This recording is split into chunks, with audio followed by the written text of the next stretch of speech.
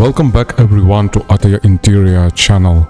Later this year we are waiting for the new Lexus NX with a mid-cycle facelift for 2027 model year. It will replace the current NX, which has been around since 2021. The refreshed model has been already spied and we have illustrated its exterior and interior changes. Please let us know if you like the front end redesign. Don't forget to subscribe. Let's go.